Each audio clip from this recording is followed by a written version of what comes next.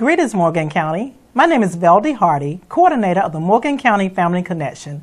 Thank you for joining us today for this session of Connecting Through Conversations, where we take time to talk with some of your most influential and inspiring leaders. Today we have with us Mrs. Betty Straw Brown. Betty Straw Brown is a certified public accountant. She opened her practice here in Madison in 2006. She has 30 years experience in public accounting and holds licenses in both Georgia and Florida. Betty received a Bachelor's of Science degree in accounting and studied in the Master's Tax program at the University of North Florida. Her practice focuses on taxation and litigation support. Betty joined the Humane Society of Morgan County Incorporated Board of Directors in 2007 and became president of the organization in 2009. The Humane Society opened the Adoption Center at 1170 Fairground Road, Madison in 2011. In 1996, Betty and her husband Ben relocated to Conyers, Georgia from Jacksonville, Florida. Betty has been married to Ken for 31 years, and they have resided in Morgan County since 2002. Join me in welcoming Ms. Betty Straw Brown to our conversation. Thank you, Velde. Thank you so much, Ms. Brown, for agreeing to participate in this session of Connected Through Conversation with us. It is indeed a pleasure to have you on the set with us today. I want to start off by just asking you, what was the thing that got you to step into your position as working with the Humane Society, and what brought you here to Morgan County? Well, the way that I got involved with the Humane Society was I was attending a Rotary meeting here in Morgan County, and two of the volunteers from the Humane Society, the directors, came to give a presentation on what the Humane Society did and what they were trying to do as far as building a center. During that presentation, they made mention of a little Yorkshire Terrier, that they had just rescued from Morgan County Animal Control, and he had seizures, and so they were looking for somebody that could handle the seizures and foster him until such time as they found an adoptive family for him. Well, because I've had Yorkies for many years, 30 years, 40 years, I said, okay, we can do that, and it just so happened that the little Yorkie that we still have, had seizures, so we knew how to take care of it. So we fostered Tinker, is his name now, it was Tiger then. We fostered him and we were failures. He's still with us 7 years later. And we came to Morgan County because we bought a place out on Lake Oconee in 2002. Okay. And then when my husband retired in 2006, we moved out here full time. Okay, all right, great. I know that the local Humane Society is an organization that's very important to Morgan County, and we definitely welcome its presence here. But to be honest, I really have very limited knowledge about what services the Humane Society brings to the table. So would you enlighten me and our viewers as to the mission of the local Humane Society, as well as highlight some of the programs and services that you offer? Right. Well, our number one mission is to rescue adoptable animals, not only from owners who are forced to surrender their animals for circumstances beyond their control, but we also then rescue animals from the county animal controls, city animal controls, and there are at least 7 or 8 in the surrounding areas, here and surrounding areas, that we get adoptable animals. We make sure that they're medically vetted, get their vaccinations, get them spayed and neutered if necessary, and make sure that that they're adoptable, and they stay with us until such time as we can actually adopt them. Okay. We don't put animals down because of lack of room or anything like that, or because they've been there too long.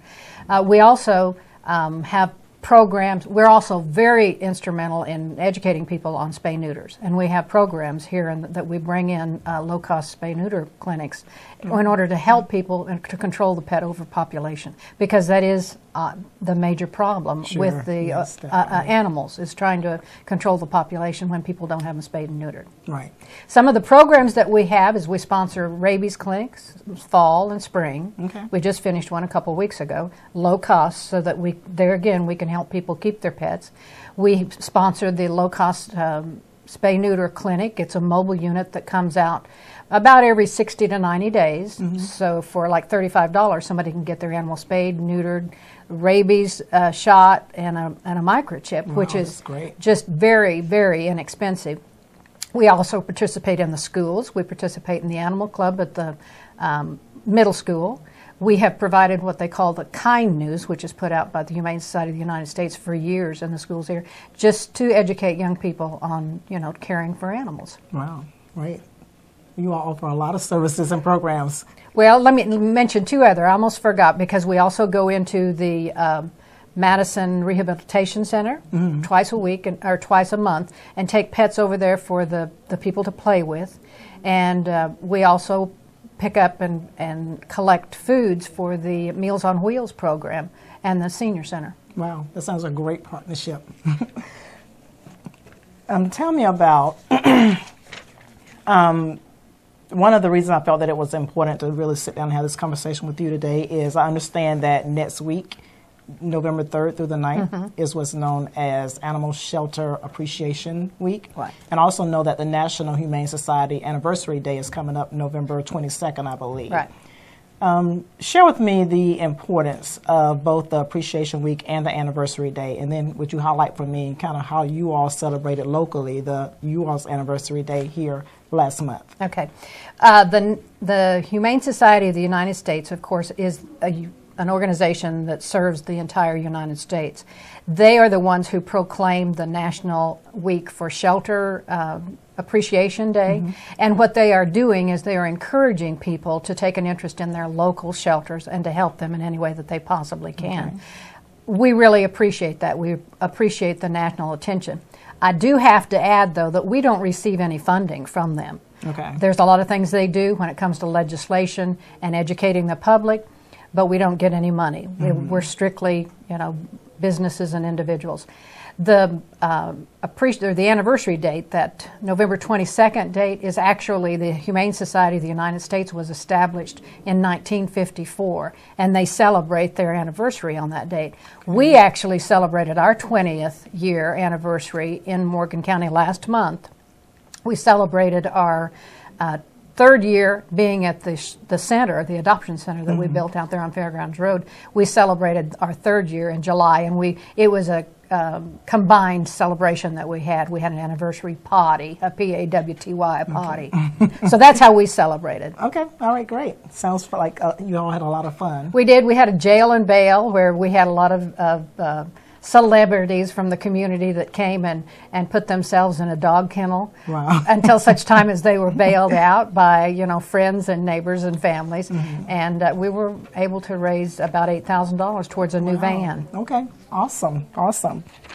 One of the reasons that I felt it was important to also sit down and talk with you as well is to look at your work through the local community with the Humane Society, and no doubt as a CPA, as we know, being able to look closely at the financial situations of family up close and personal, that I'm sure that you have a very unique perspective as to kind of the issues facing families and the things that they face and challenges.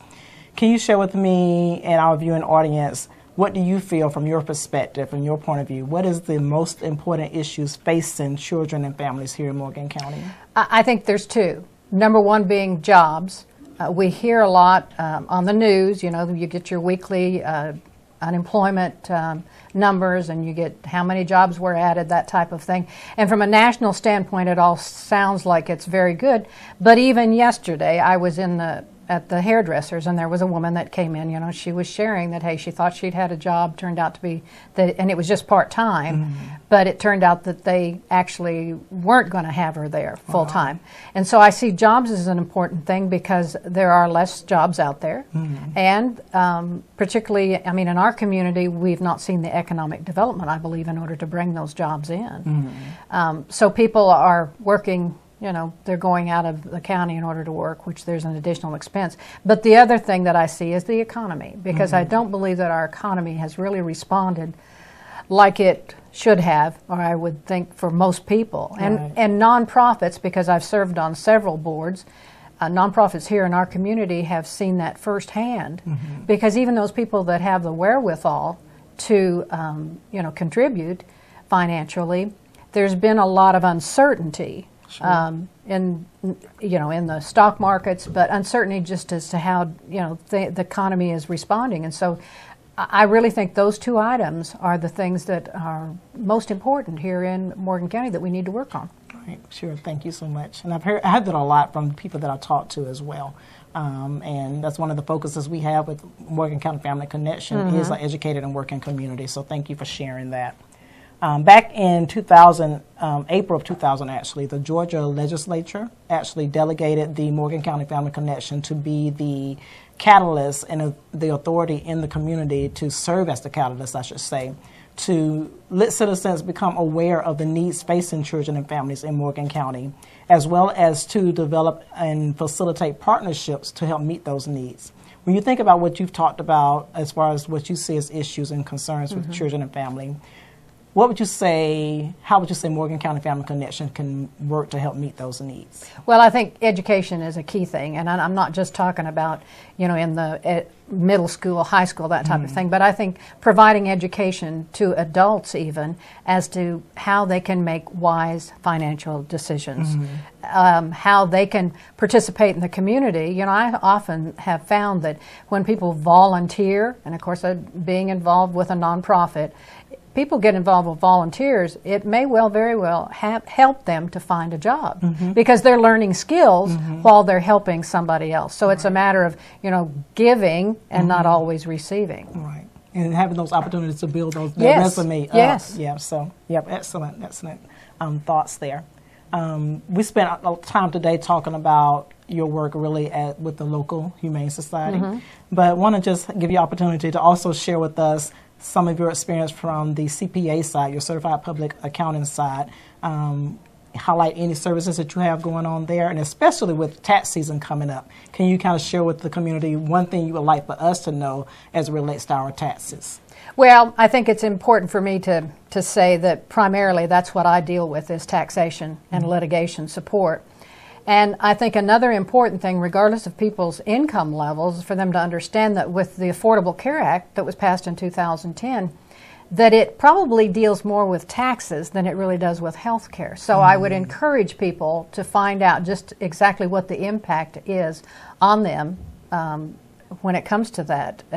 If they don't have insurance, then they're going to pay penalties, and that's going to be done through their tax return, and that starts this year. Right. Right. There's a whole lot of changes that are happening. So I encourage people to find out what it is. Do it now instead of on April 10th. Right, on the back side yes, of it, right? Yes. Okay, thank you for sharing that. Before I close out today, I like to always ask this one question to everyone that I interview. I'm the type of person that believes that everyone is put here on this earth for a reason, for a purpose, for a destiny. And with that being said, each day I believe that we are penning or writing our story that will one day become known as our legacy. Let's say years from now, someone wanted to calculate and sum up your contributions to this earth and feature a story called The Legacy of Mrs. Betty Straw Brown. What would you want the highlight of that story to be? Well, I would certainly want my participation with the Humane Society to be a part of that, the rescuing of God's little creatures.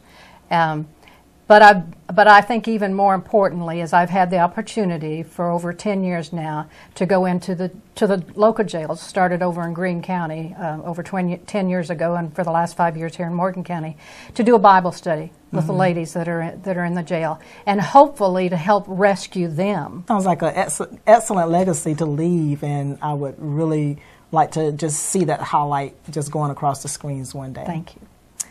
Again, Ms. Betty Straw Brown, I'd like to thank you so much for joining us today and sitting down and having this conversation with me. It has really been inspiring, it has been enlightening, and very informative.